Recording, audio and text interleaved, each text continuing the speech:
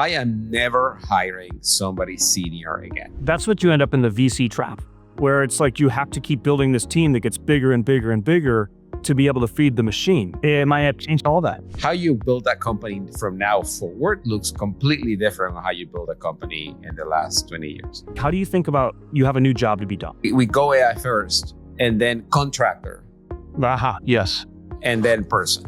We need the flexibility to make hiring mistakes. Talk to me about how you make people more successful. Giving them enough scope to be creative, but also giving them enough guidance to say, we're not going to do this. What matters the most is this weekly show of progress. That's what really allows you to be free.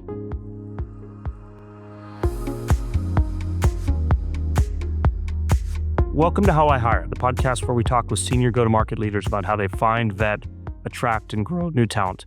Today, I'm joined by Manny Medina. Manny is the founder of Paid, which is innovating on how companies monetize AI agents. I've actually been diving deep with Manny on our AI coach and how we might monetize it in the future. I've been learning a ton. So if people are building AI agents, call Manny.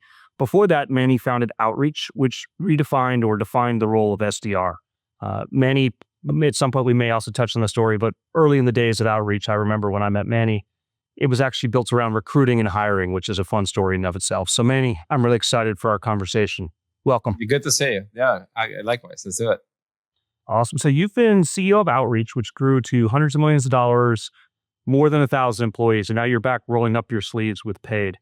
We were talking earlier, but I'd be fascinated to hear how your view on hiring generally has changed between the two companies. I'm sure there's a lot, both in terms of the fundraising environment, but also this new era of AI that have influenced how things have changed.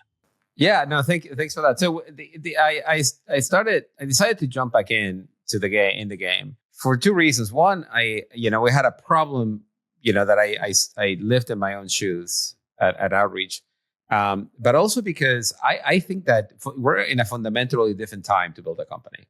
The tools are different, our audiences are different, the expectations are different, and it allowed me to sort of get a fresh new canvas on how to design an organization to pursue the mission at hand. And there's so many things that I took away from Outreach, and so many things that I'm never doing again, or never is a strong word, but that I'm revisiting. And the main thing that I'm not doing is following the playbook that I was sort of like given by startups and by sort of like VCs and advisor at Outreach. And the reason is that how you build that company from now forward looks completely different from how you build a company in the last 20 years. So let me start with the hottest and most controversial thing. I am never hiring somebody senior again. And when I say senior, I'm saying somebody with like a VP title that came from a VP title and is looking for the C title. And this is the next step in their career. And you can only attract them if you give them a C title. No, we are all going to promote from within. You're going to come in, you're going to put in good work, good spots are going to open up, and you're going to take the job. So Manny, I love that. I tend to believe similarly with Whispered, but at the same time, I'd challenge that. It's like, are there places that pattern recognition and having seen it a couple times before will help? Take RevOps where I grew up in, or take CS where you understand the motions so well. There are those people that are younger that can just figure things out and can throw things against the wall. Yeah. But you're also, I don't know where you're at in the growth journey yet, but as we were talking at Outreach, you hit that hyperscaling pretty fast. And you do see a lot of these AI companies now in that hyperscaling where maybe you don't have time to train the folks or pull people in. I'd be curious, does that perspective change once you hit hypergrowth? It may. And that, so just to backtrack a little bit. So at Outreach, we have to manufacture growth between 0 and 10 million. Once we hit 10 million, growth just came to us. The market tip, we were the leader. If you're going to set up a sales shop, Outreach was part of your stack. And that just propelled us. So like the 10 to 50 was just like trying to keep the wheels on the truck, as we were speeding down the highway. So we were hire, the easiest thing. What is the easiest thing to hire? Somebody who had experience doing the job in front of you, right? Based on an org structure that was templated. So every SaaS company has, an SDR, an AE, a sales engineer that passes the thing over to a CSM and an account manager. And then you fiddle with the books and whether a rep keeps the account for X many months and blah, blah, blah, blah, blah, blah. So you play with that playbook, right? And we hit the 10 to 50 so fast that we had to bring in people that knew how to do the job. With the benefit of space and time now and experience, let's revisit what we did, right? We declared sort of a go-to-market approach as fixed, and we just slotted people into that go-to-market approach. We never challenged the go-to-market approach. I said, what do you need a CSM? You said, I mean, why is that? What is that role that is needed? Or, if there's a CSM, what's the job of a CSM? Is it to hand train every single seat that comes in?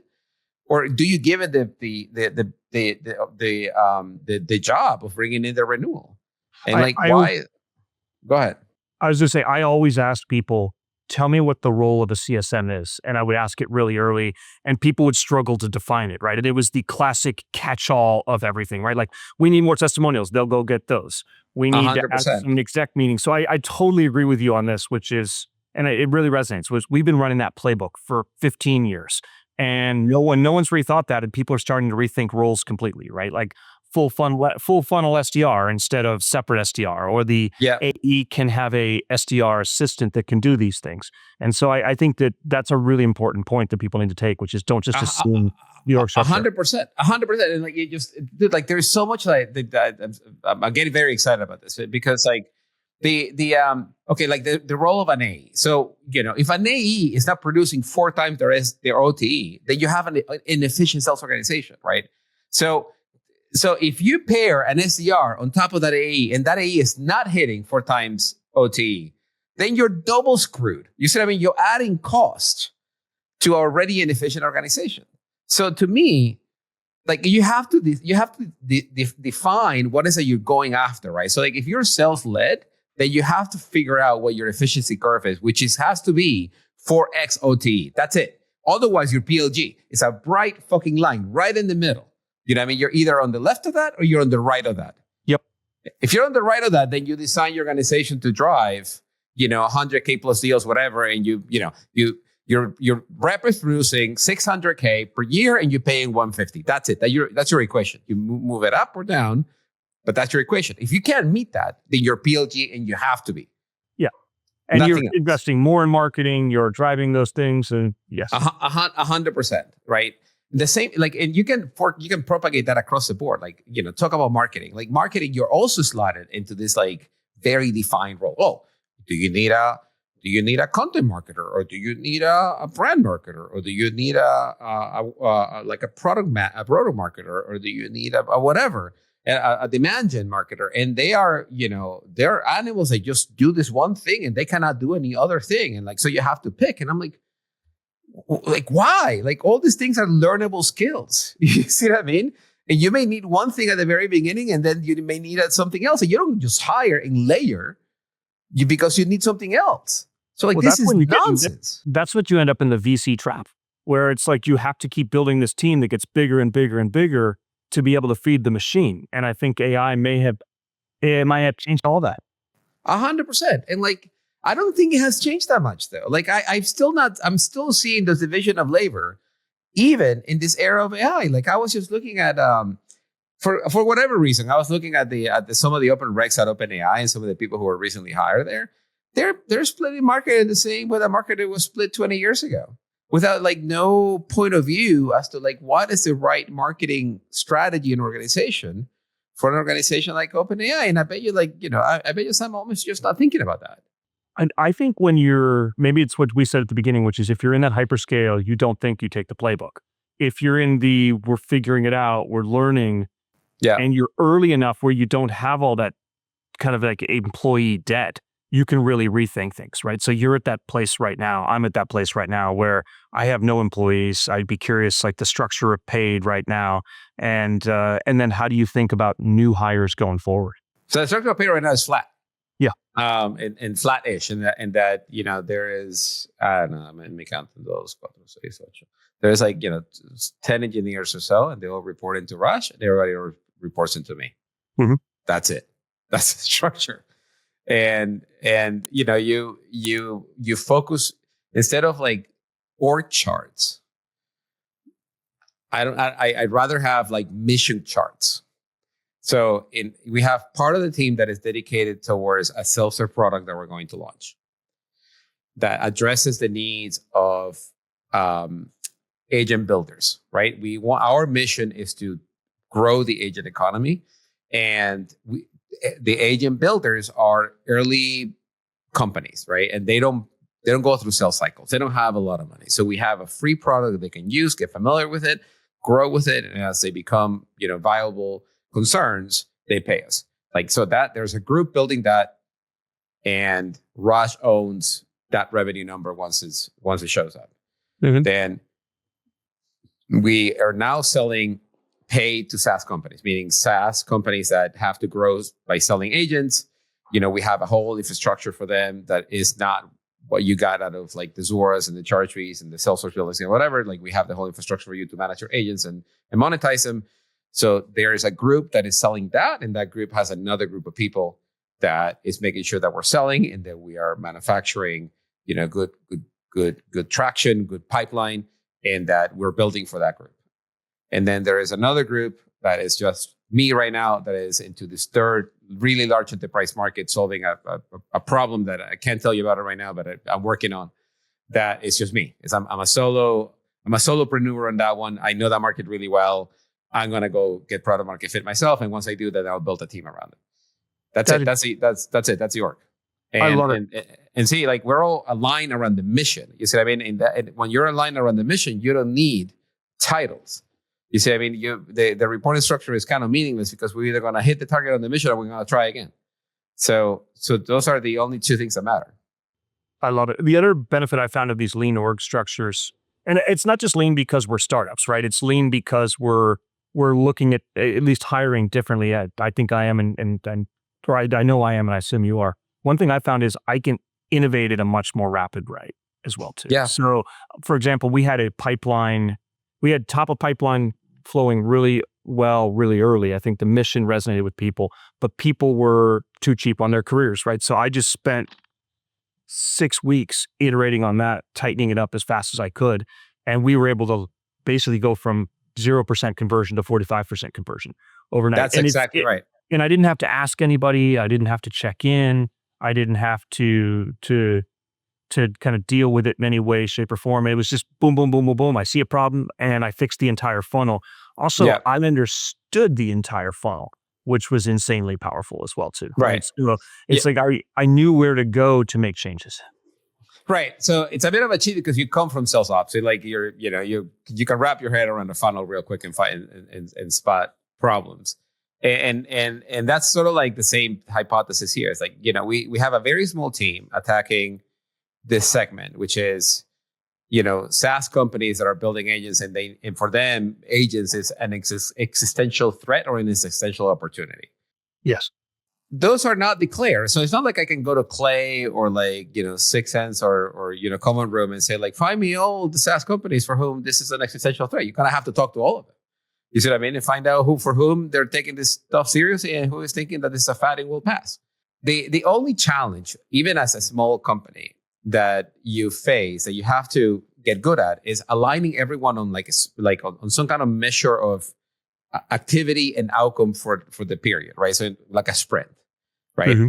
So for instance, we decided to go after, when we started the SaaS thing, we decided to go after public SaaS companies that have to, like, for whom this is do or die. We went after a few and we realized that for public companies, they're not going to make the switch to SaaS, to agents that quickly, because for them, the revenue recognition alone will kill them. You see what I mean? So they're going to be more laggards. That's not the right segment to attract right now. Okay, so let's go after sort of like the scale, but not public yet. And that's where we are right now. So like we organize a sprint. We figure out who we're going to go after. Let's go have those conversations. Come back. What did we learn? Is this looking good? Is this promising? The people engaged. Let's chase that all the way to like conversion. Measure the sales cycle. If it fits within the 4x OTE, boom, you got a scalar opportunity. You see what I mean? You got to put reps against it and go for it. If it doesn't, then you bring it home and you try something new. So we tried that with, the AI agent builders. And it turns out that, the sales cycle was 2 to 3 months, but the deal sizes were like really small. We're like in the 20 to 70 grand. You can't scale that. Like they just, it doesn't math. You see what I mean? So like that, you have to figure out another way to go to market, which is, self-serve. And we can make that decision very quickly if the team is empowered to just like pull the ambient cord and say, stop, this shit is not working. Move it out of sales, move it into something else. I love that. Yeah. I do think say you're 20 or 30 million revenue, you start to have existing revenue streams. I think we may end up finding that some of the old playbook still works, right? It's like you still may need a marketing person or something. So it'll be interesting to watch as these companies that are, I guess, maybe to step a different way is like, how do you think about, you have a new job to be done? Are you going AI first and then people? How do you think about that? So clearly, we go AI first and then contractor. Yes. And then person.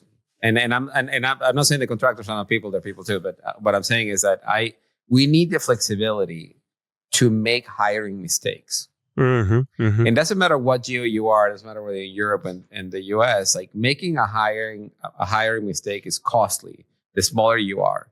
Yep. And making a hiring mistake is costly when you're big, but you still don't see it. And this is the problem. Like most people think that, when you're big, you can absorb the hiring mistakes. You do, but it sucks too. And it sucks in a different way. It sucks in a way that you don't see it. Like it becomes operational debt in a way that you're not seeing it.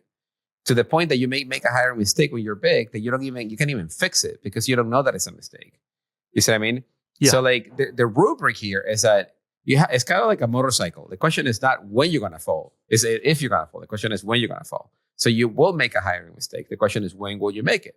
This is why it's always better to find a contractor first. You see what I mean? Or like get a contractor relationship first before you harden it. I totally agree. Culture and you probably experienced the same thing. We were growing so fast. You almost didn't know the mistakes you made because even the mistakes you made sort of look, it's like, great, when you're growing at 120% a year, even when you do something, it feels like it works, even if it doesn't fully work. 100%. And my man, Matt Milling, gave me this test. Is it better, no breath and bad breath? And like always the answer was like, it's better to have bad breath. And like, with the benefit of hindsight, no, bad breath was actually bad.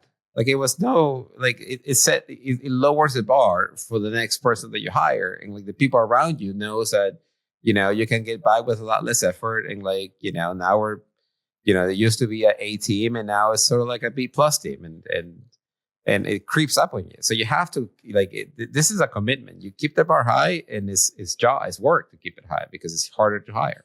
How do you find and evaluate contractor talent? Given that you can swap it out fast, are you more like, you see, a 10-minute interview, you seem impressive, let me throw you at it? Are you hiring just world-class people that are charging a very high rate? Like, how do you evaluate the contractor side of things? The same way that you would evaluate a full-time employee. Because like the hiring the contractor allows you to see whether this is a position that you're going to have to grow into it or not.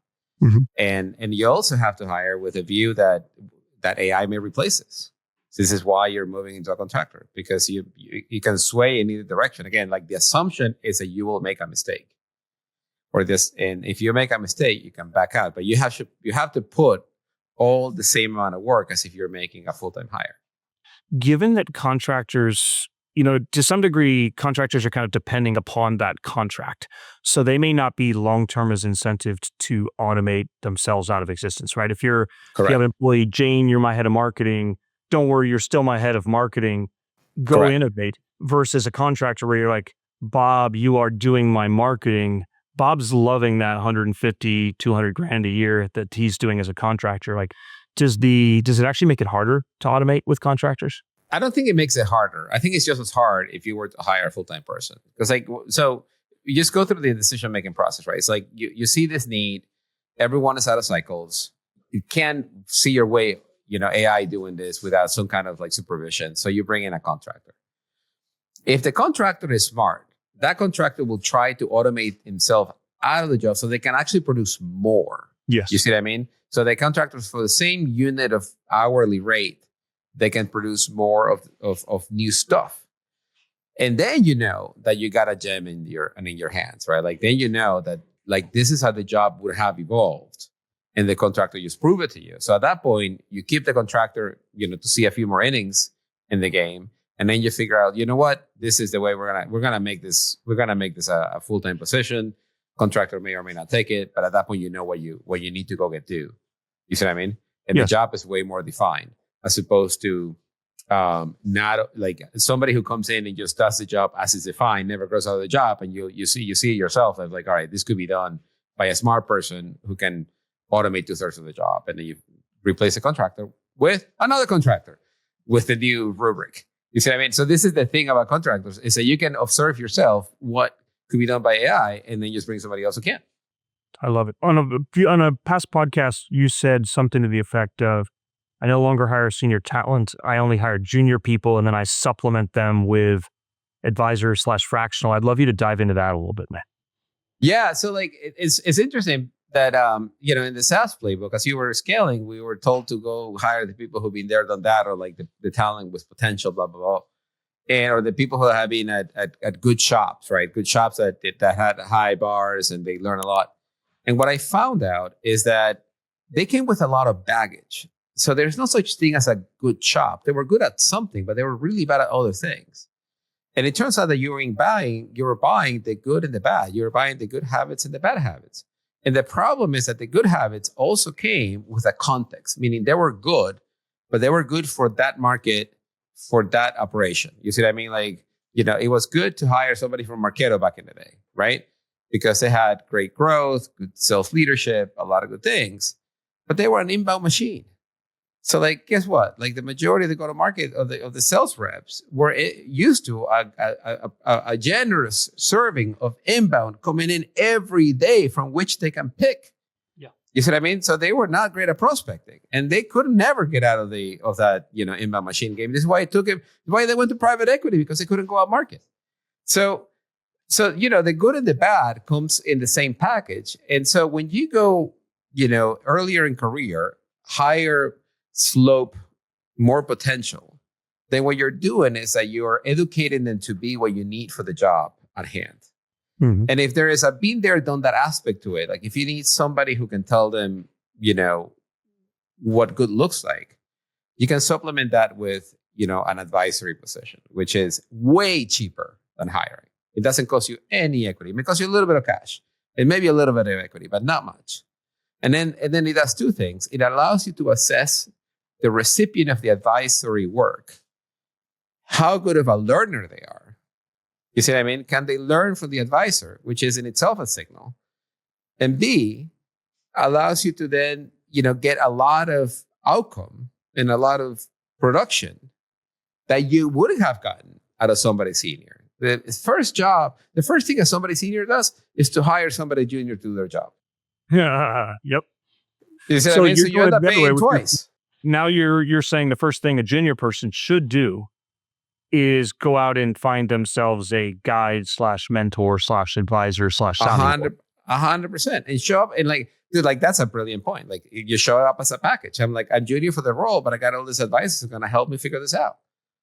That's brilliant. That's a great way to show up.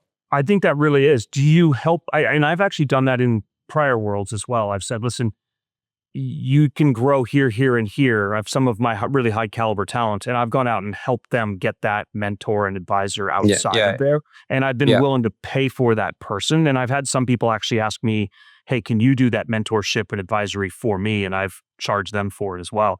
So I'm curious, like, does that become a standard playbook for you guys, which is, hey, welcome, high potential junior person. Here is a budget for you. I, Manny, or your manager will go out and help you find that right person to help you. So it's becoming that on the engineering side, where so we had a sort of like a crossroads really early on, where and I had it at Outreach too, which is interesting how different it turned out to be. So at Outreach, I showed up with my co-founders, and we're too busy to hire junior people. We're just going to hire people who are at our level or higher because we can't spend time training them. Yeah. Fine. So we did that, right? In Seattle, 2000, the early cycle of SaaS, right? Here we tried to do the same, and we said, let's go find, I'm too busy to hire to train anybody. Let's go find senior talent, and we couldn't. We're in London, dude. Like London has 12 million people compared to Seattle has 500,000 people, right? So or maybe 1 million persons. It's a much bigger pool of talent. It was still hard. But what was easy is to find early in career, very high potential, very high ambition, super smart. And it turns out that the amount of coaching that you have to put into these individuals actually scales, meaning it diminishes over time. They take on their own projects. They learn over time. And this is the trick. It's like you put them in front of customers that they're learning even faster. So this is why the forward deploy engineer model worked for us so well, is because you take somebody who is talented, smart, and then they develop good business manners in front of the customer, so you get the whole package. Now, I've done it only a few times, not all the time, but I've done it enough to see that this is kind of working. And then you throw a gong or an equivalent on top of it, and then you can still coach at scale, right? You can say, right, that forward deploy engineer tripped into this puddle and didn't go well. I can give them coaching in a way that before I had to have them sit in the office and pay attention to them. So that, and then in the future, very soon, AI will be able to say, Manny, you need to listen to this call because it was a train wreck, or you need to pat him on the back because of X. It could be. So we haven't gotten to that point yet because we're all in office. Yeah. And all the interactions are in person. Even our forward deploys, most of them, Right. work in our customers' code base. So in that world, we get to see it early and we get to catch it. The second thing is that, we're not that big. So we're able to hand to hand, situation by situation, push them into it. But I'm seeing this model scale. I'm seeing this model scale really, really well. And in the hardest part of the organization, which is engineering. Everybody in engineering is like, oh, you have to go find the top of the tip of the top talent, or even Meta, right? Pay millions of dollars for that person. And I think that's bullshit. I love that you just called that out. That's this, you hear every CEO say it's all about top talent. It's about hiring the 1%, right? And you even said I need to find super smart, high potential people. How do you evaluate that, right? Let's maybe shift over to, how do you interview that? What have you learned both from your outreach days and then as a new startup CEO? How do you evaluate that talent? What is because I think everyone pays that lip service. I mean, if the world's only hiring the top 1% and the A+ talent, there's 99% of the other people that are not there. It's like that saying that, not everyone can be above average. And if you ask everybody, how do you feel? How do you rate yourself as a driver? Everyone is going to say, I'm above average. That is mathematically impossible.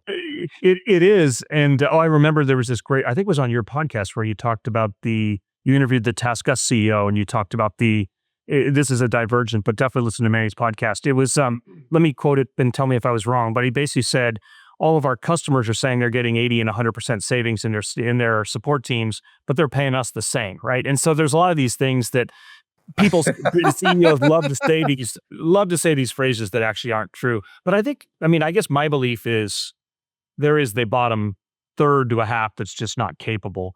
And then there is a large portion that it's not just about, a lot of companies say, we hire the top talent. But I think there's a lot of it which is getting the most out of somebody once they're in your org as well, too. So I'd love you to hit on both of those. One is, how do you find those right people and what is good for you? And then the second part is, how do you get the most out of people? Let's start with the first. How do you find the right people and get the most out of it? So I think that you have to create a recipe because, hiring the top people is the top people for the job that we are in, right? Mm-hmm. So in our job, there is a lot of, the ground is relatively fresh. We're building new stuff and there's a lot of uncertainty. Yeah. That's number one. Number two is that my co-founder, Raj, has he's very strict and pretty much married to this green line, red line framework. And I will explain it here a little bit, but I won't do it justice, in that he believes that every problem needs to be approached by putting a dent on it every week and shipping every week. And then you may be set back. You may have to refactor. You may have to rewrite it, but it has to be steady, eddy progress every week. You don't create these long-term plans that you sort of like execute for a little bit, and then you know, all of a sudden you ship and the problem is solved. You have to make steady progress. So once you put that constraint, there's people who fit in that constraint. And then you have to ask for evidence of living in that world. And this is where you have to make choices, right? Where you have to, we're assuming that if you haven't shown evidence of behaving like that in the past, of like shipping, it's very hard for you to show evidence of doing that here. Yep. How do you generalize this? I don't know, but I would say that you have to find out what are the principles by which you're going to operate that you think are going to make you successful, and then find people who fit into that principle that show, you know, high caliber of intellectual raw power, etc. And then just pick those. And then the third angle that I would say is that you will make mistakes. Mm-hmm. So make sure that you're prepared to correct mistakes earlier. There is no such thing as never falling off the motorcycle. You will fall off the motorcycle. The question is when. So assume you will. Be prepared to fix it. The corollary to this is that you have to let your spidey senses guide you. And I know that this sounds esoteric and a little horoscopy and whatever, but you know, we had a guy actually who was incredible interviewer, crushed it across the board, super smart. All the pieces were checking out. And then he came in and really negotiated aggressively and hard. Like really, really negotiated aggressively and hard. And that didn't sit well with us. And, you know, we have a saying that, you know, if we don't know what to do, just go sleep on it. Like there's nothing like sleep to help you guide you. So we went and sleep on it. We came back the day after and we're like, this is not a hire. We don't know why, but it just doesn't feel right. Yeah. And once you realize that it's better to say no to a great hire than to say yes to a bad hire, then you start making the decisions with comfort.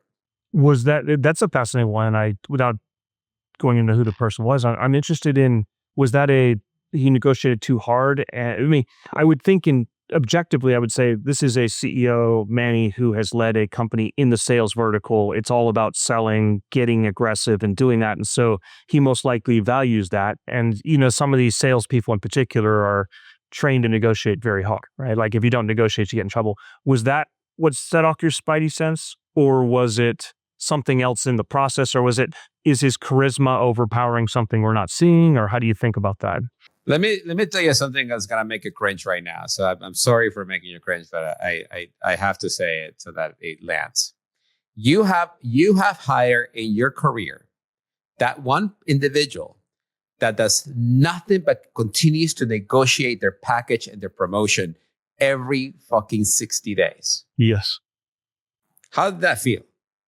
It felt icky. At some point, and I've had those people before, and it's a balance. Like you need to advocate for yourself, but if you over advocate, it just turns into this. Every time we're getting together, I'm here to help you with what you need, rather than you help me what I need, and it starts to piss me off, and I start to get uncomfortable in those one-on-ones. And so that you just help me understand what set off your spidey sense. It's I've had those people, and I think you take one swing at it when you get the offer, but if you lean over it, I've seen people lose offers off of that stuff before.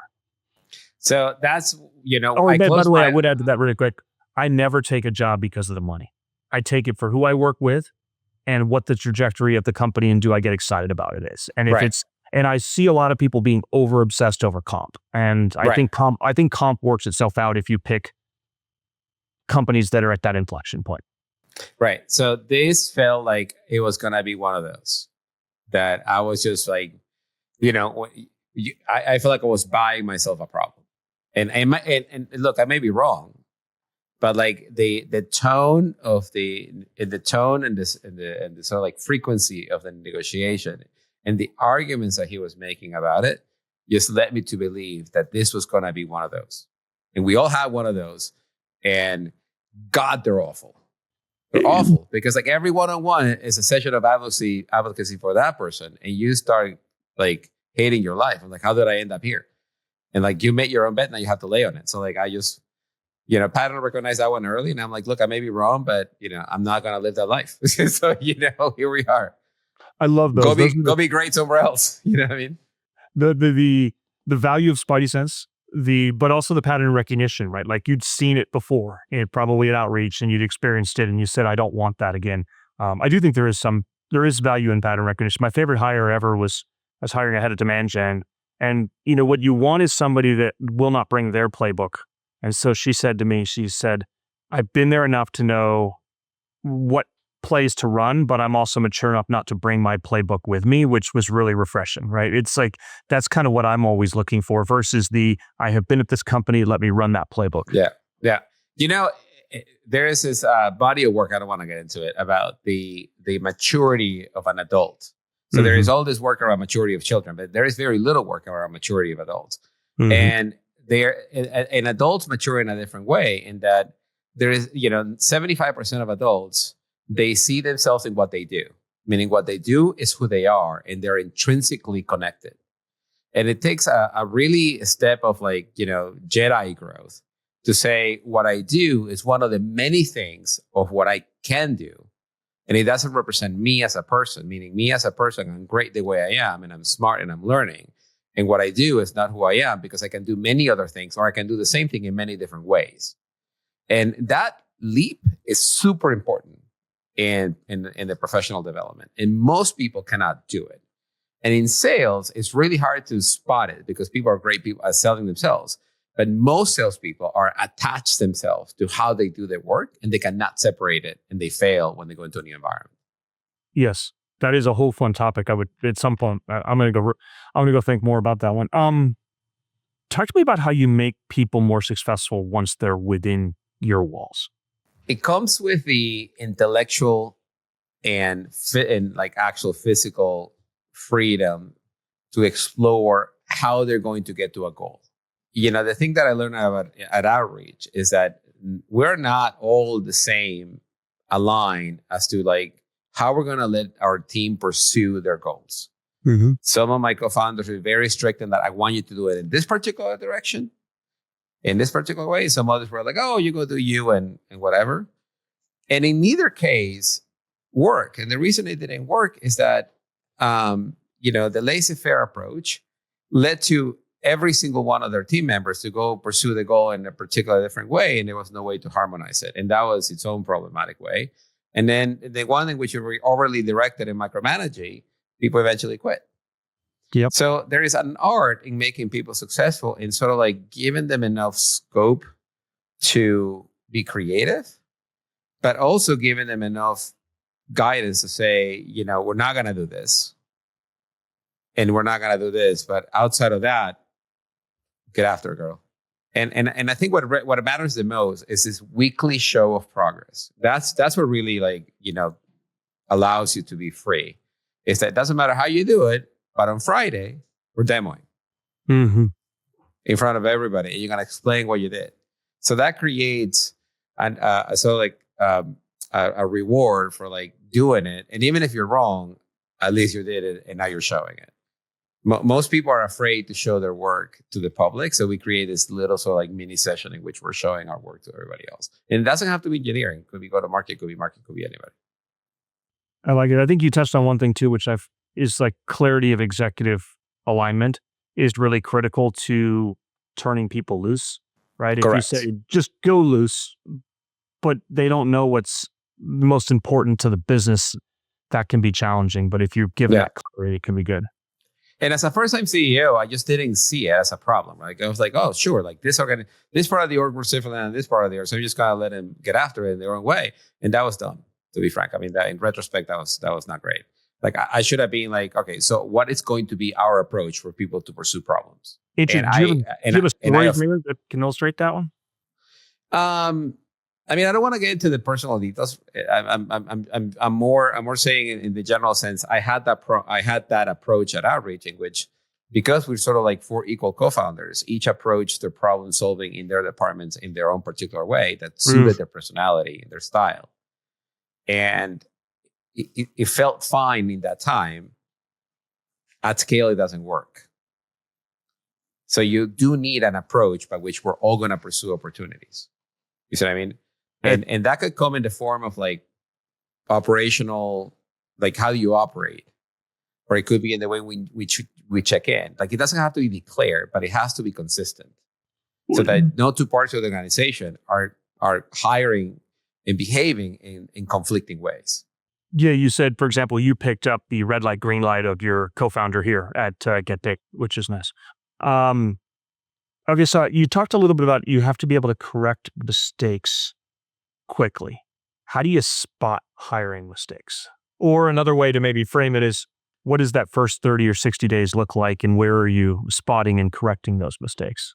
Because we're so small right now, we personally onboard everybody, and the mistakes, no mistake is no mistake is fatal in hiring. Like very few hiring mistakes are one way doors. I mean, they will cost you time, money, and lack of sleep, but nothing will really kill you. That's and so what you need to do is sort of like stay very close to the person early on to make sure that you're spotting, that you're correcting the scope and their matching of their talent and interest versus the opportunity to move the needle in the organization. And the earlier you are, the more of a fluid situation that is, or it has to be, because you don't have product market fit, you're not scaled. Like, the early signals may not represent, long-term growth, et cetera, et cetera, et cetera. And it's extra hard when you're building a new category, right? Like if I was building a new ERP, a new CRM, I knew what I'm after. You know what I mean? But given that what we build hasn't existed yet, we have to build it and then go evangelize that exists and get, new customers, new believers. You have to navigate the whole crossing the chasm thing where you're selling to completely evangelists at the very beginning, and they behave vastly different than the late adopters. Yes, that is true. Manny, this has been amazing. It's really fun to hear somebody that has operated at scale take their lessons and apply them and keep iterating on the playbook. So I can't thank you enough for just spending the time talking through. No, 100%. This has been great. Thank you for hosting me. Yeah, I'm excited to watch how Paid evolves. What our conversations have opened up my eyes to some things that I keep pushing monetization further and further down the pipeline from the AI side of things because I'm learning every day, right? Like what we do is fascinating, but if people haven't checked out Paid yet, definitely do. And Manny, thank you for the time. No, thank you. So before you go, so tell me like the couple of things that are sort of like you gotta go think about, or what are the two things that you took away from this conversation? I got 2 pages of notes. People said sometimes you see the top of the head a little bit too much, but I'm always writing stuff down. I think the contractor approach is really interesting. Like I think templatizing that more and taking higher caliber junior people is interesting. I go back and forth on that one in my own mind, but I like the idea of just really, really, really high caliber contractor. I think I'm still thinking that way, and I'll delve into it more in future podcasts, right? But I do worry those people are not going to be thinking about how to automate things. I think the package and the negotiation is something I preach to people a lot, right? Which is, it's not all about the comp, and you have to come in for the right reasons. And then the forward deploy engineer, I think, is really, I liked your point on put them in front of the customer and they're learning faster.